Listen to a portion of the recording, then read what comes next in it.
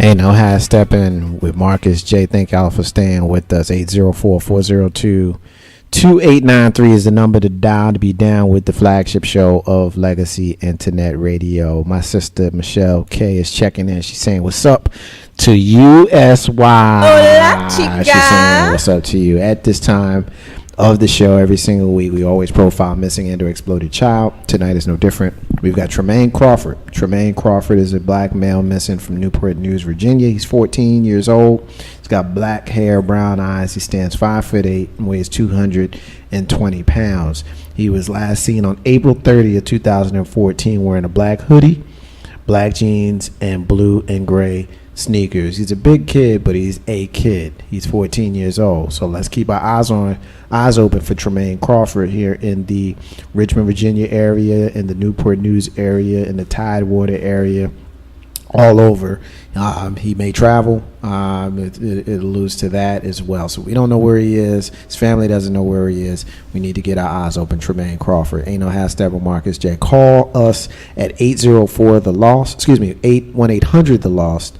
Or 1-800-843-5678 if you see Tremaine, or hit them up on their website, missingkids.com. And I have Steppin with Marcus J. It's time for my sister SY to take the floor, and she said something about the babies and some stuff. I don't know what she be talking about, but I know it's time for her to do her thing. That's right. I'm the girl and you're the guy. I am. I'm the dude one.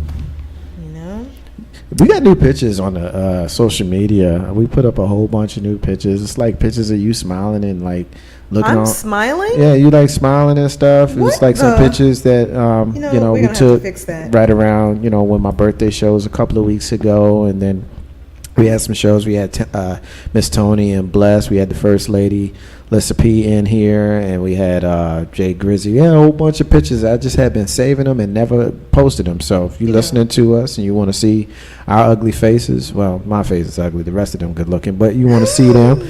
Y'all don't want to see this. Check us out on social media. Ain't no hashtag with Marcus J.I.S.Y. Jump in here. What you got, sister? Well, again, it's about the babies. July is Juvenile Arthritis Month. Juvenile Arthritis Awareness. Let me get that straight. Month. So I thought I'd do just a little info on juvenile arthritis. And honestly, there is tons of information. And there is so much information because there are 9 types to it, and then they go into so much detail with how you get them and the symptoms for them. I cannot really go through all of this, so I'm gonna skim through it and give you some basics. And actually it says it's juvenile, I'm going to say idiopathic arthritis. I don't want to say idiopathic. So I'm going to say idiopathic arthritis. It's considered the most common form of arthritis in children. And they get this anywhere between 1 and the age of 16. And it involves a swelling in one or more joints for a period of 6 weeks. The 6 weeks is not up to 6 weeks. It is exactly 6 weeks, which I found to be interesting. By reading through most of these, if it's something that's maybe for 2 weeks and it goes away, or something hurts and then maybe it comes back, this is not the same thing. They say these symptoms and these pains last 6 weeks continuous. So there are a variety of symptoms, such as muscle aches, tissue tightening, joints coming out of alignment, and you can also notice growth patterns that are, not right, that are being shortened or stunt. What's the word they use? Stunted. But I'm going to go through, it's just so much, I'm so sorry. I'm going to go through how it's diagnosed, some symptoms, And really, there's not too much that you can do about it, unfortunately. There are some types, and I'll go to that type immediately following, that are more susceptible to certain ethnic backgrounds. So some that are more susceptible to boys than girls. But here we are. So again, the symptoms are muscle aches, tissue tightening. Not all symptoms for the pain are experienced in all children. They do tell you that you will have more than one symptom, but not all of the symptoms will your child feel. Now, the child is going to complain, like I said, of muscle aches. They're just going to be tired. They may even feel like their chest hurts. Maybe they had a cold and it feels like their chest hurts. And unfortunately, this could be one of the symptoms. If they're not feeling good for 2 weeks and 3 weeks and 4 weeks, then you need to take them to the doctor. The diagnosis comes about by physical exam as well as lab tests, and they do an extensive medical history. In addition to watching out for these symptoms during the 6-week period, the doctor is going to wait to see how the symptoms unfold because, and let me say this, they're going to wait up to 6 months to see how the symptoms unfold, because depending on how the symptoms go away, whether new symptoms come, it differentiates which type of juvenile arthritis the child may have. There are other concerns. They're going to do a rheumatoid factor test. The extensive background or history is to find out whether there are any family members that also have maybe rheumatoid arthritis or any form of arthritis. There is a form of arthritis, and I'm going to try to say this right. Oligoarthritis. Oligoarthritis.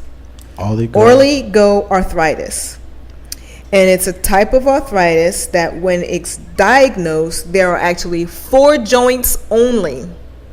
Only 4 joints that may be swollen, or maybe 1 or 2 or more of the joints have dislocated. All right.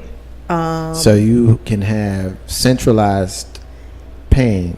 Yes. As opposed to it just being like a pain here. You know, it could be my elbow. It could be my knee.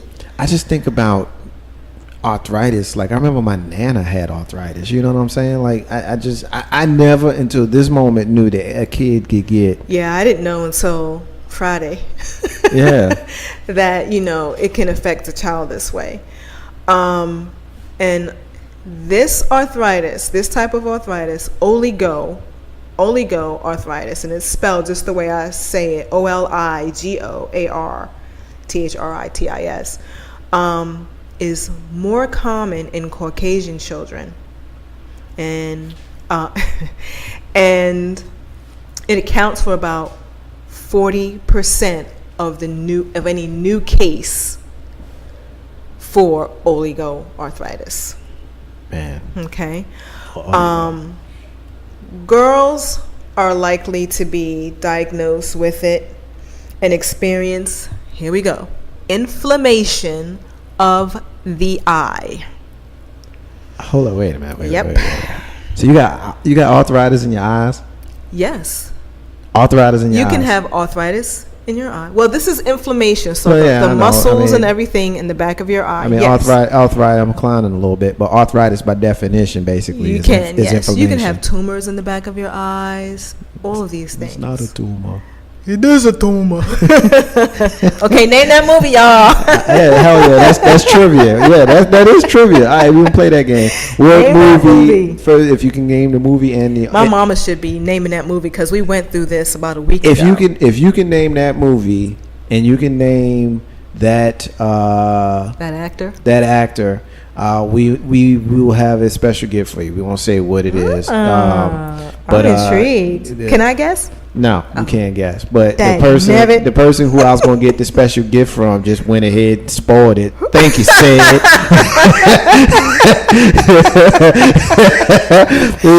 I was gonna get somebody. Hey, look, I was gonna get somebody a nice T-shirt. We're gonna tell them nothing.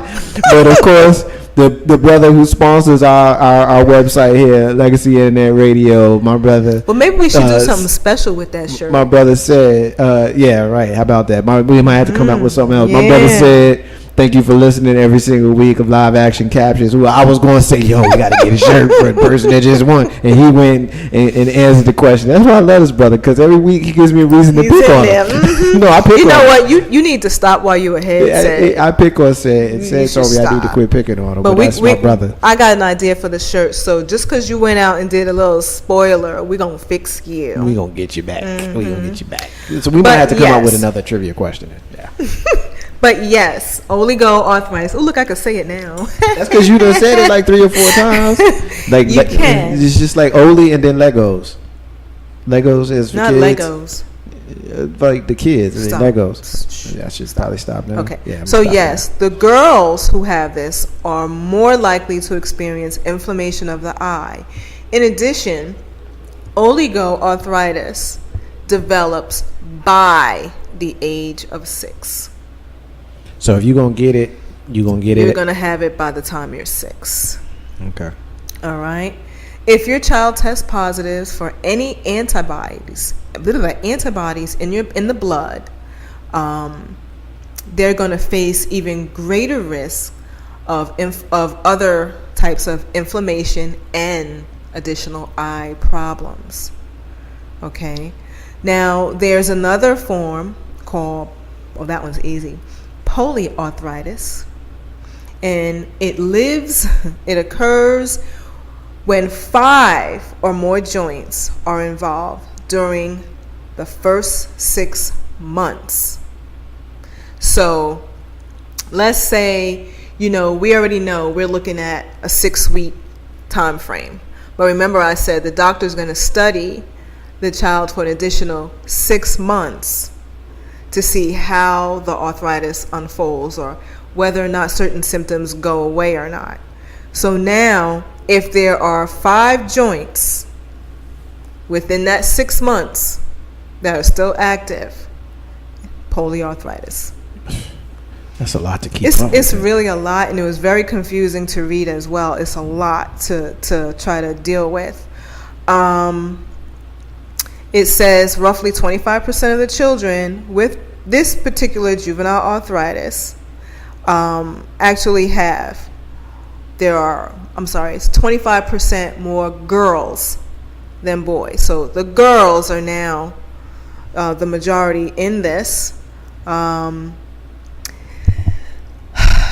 This onset could come, it says, anytime during childhood. So there's no, by age 6, by age 7, as long as you still have that child, I'm going to say under 18, because they don't give me any age specific range.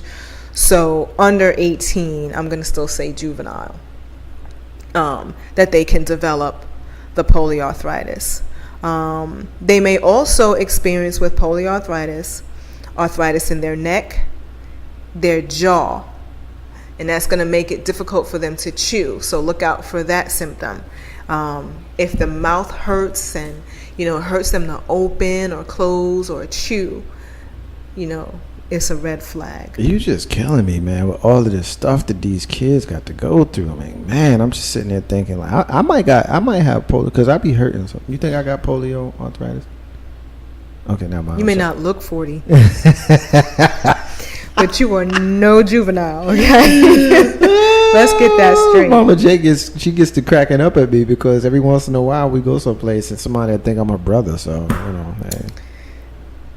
Yeah, man. And she is kind of your twin. She's my twin, and next summer she's gonna be taller than me. So hey, what can I say? She's gonna say you're her little brother. Yeah, she will. No.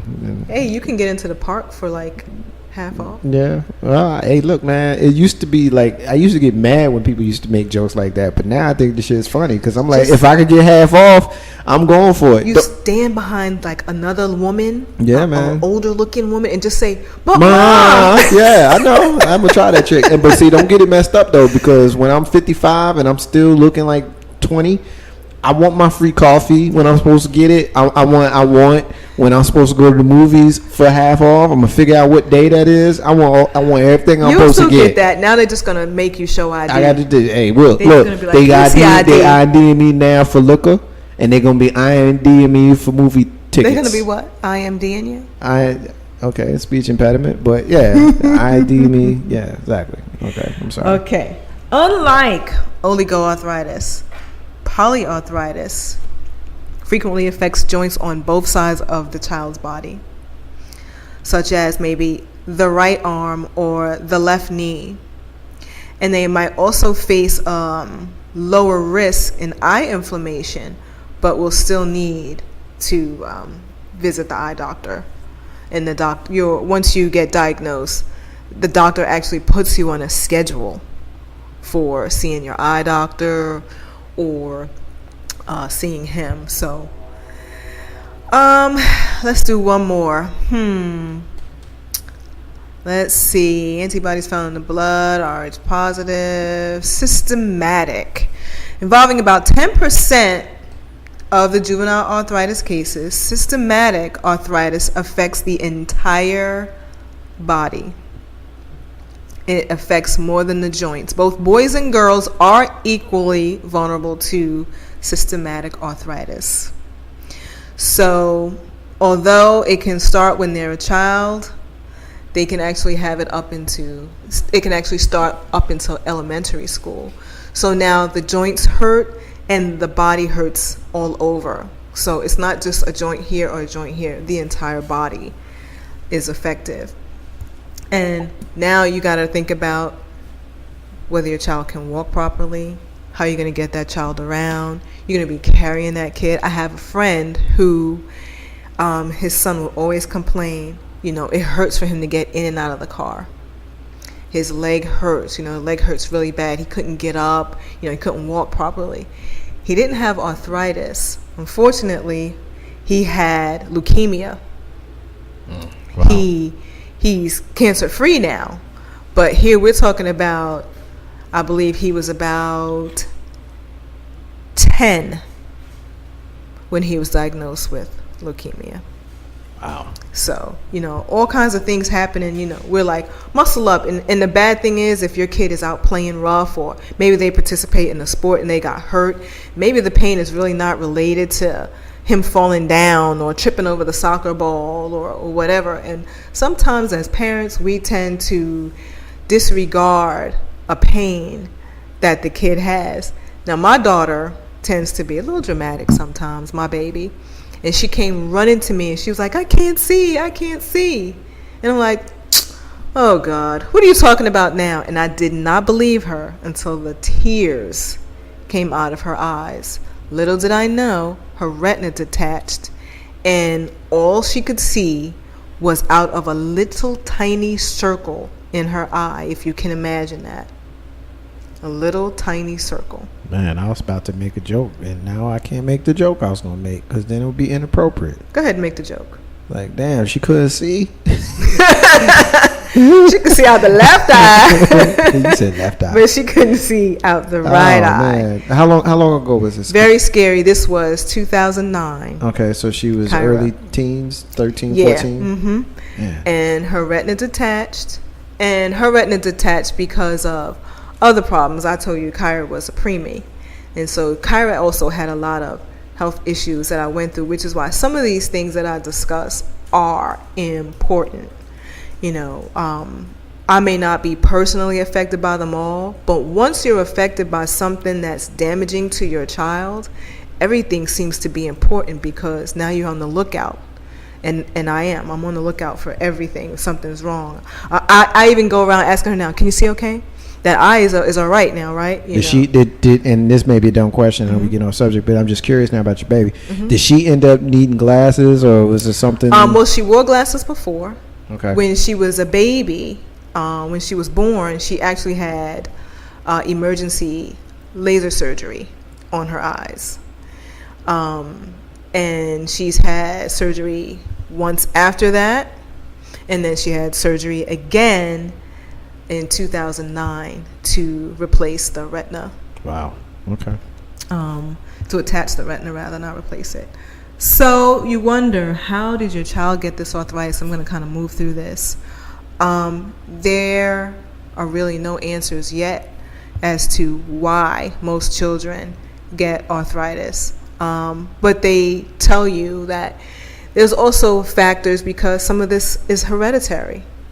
And it's good to have, know your kids' blood types and the RH factors and making sure there are no problems. And with the immune system, because arthritis is a immune system problem, when the cells start to attack themselves instead of fighting off other kinds of diseases and colds and things like the flu, and sometimes one disease can lead to another.